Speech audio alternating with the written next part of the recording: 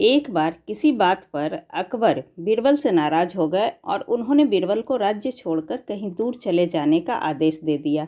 बीरबल ने अकबर के आदेश का पालन किया और राज्य छोड़कर चले गए। कुछ समय बीतने के बाद अकबर को बीरबल की याद आने लगी। कई महत्वपूर्ण मुद्दों पर बीरबल का मशवरा अकबर को निर्णय लेने में मदद करता था, इसलिए बीरबल के बिना निर्णय लेने में अकबर को असुविधा होने लगी।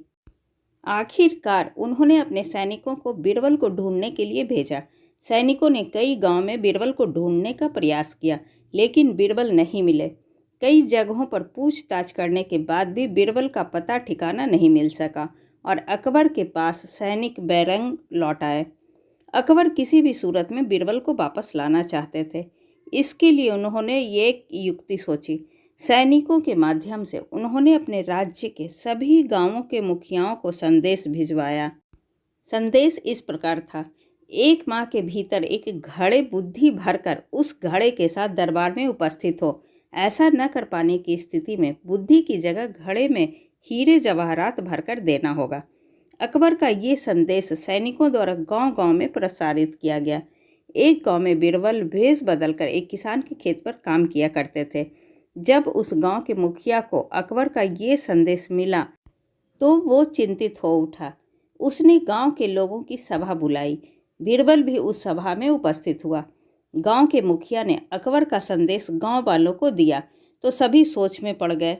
तब बीरबल ने मुखिया से आग्रह किया, महाशय, आप मुझे एक घड़ा दे दें, मैं इस महीने के अंत तक उसे बुद्धि से भर दूंगा। मुखिया के पास और कोई चारा नहीं था।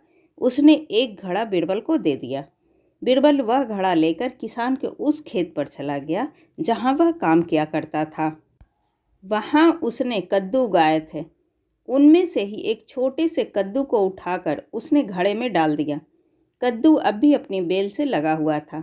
बीरबल उस कद्दू को नियमित रूप से खाद पानी देने लगा और उसकी अच्छी तरह से देखभाल करने लगा, जिससे धीरे धीरे कद्दू बढ़ने लगा। कुछ दिनों के बाद कद्दू का आकार इतना बड़ा हो गया कि उसे घड़े से बाहर निकाल पाना असंभव था। कुछ दिन बीतने के बाद जब कद्दू का आकार घड़े के आकार जितना बड़ा हो गया, तब बीरबल ने उसे उसकी बेल से काटकर अलग किया। घड़े का मुंह कपड़े से ढकने के बाद वह गांव के मुखिया के पास पहुंचा और वह घड़ा उसे देते हुए बोला, यह घड़ा बादशाह अकबर को दे देना और उनसे कहना कि इसमें बुद्धि भरी हुई है। उसे बिना काटे और इस घड़े को बिना फोड़े उसे निकाल लीजिए। मुखिया बादशाह अकबर के दरबार में पहुंचा और उसने अकबर को घड़ा सौंपते हुए वैसा ही कहा जैसा बीरबल ने उसे कहने के लिए बोला था। अकबर ने जब घड़े के ऊपर से कपड़ा हटाया तो उसमें झांक कर देखा तो उसमें उन्हें कद्दू दिखाई दिया। वे समझ गए कि इतनी दूर की सोच सिर्फ बीरबल की ही हो सकती है। पूछने पर मुखिया ने बताया कि यह उसके गांव के एक किसान के खेत में काम करने वाले व्यक्ति ने किया है। अकबर जान चुके थे कि वो व्यक्ति और कोई नहीं बल्कि बीरबल है। वे तुरंत मुखिया के गांव गए। वहां किसान के घर जाकर बीरबल से मिले और उससे माफ़ी मांगकर वापस दरबार में ले आए। ऐसी ही अच्छी, मज़ेदार और ज्ञानवर्धक कहानी सुनने के लिए प्लीज़ आप मेरे चैनल को सब्सक्राइब ज़रूर करें। तब तक के लिए बाय बाय।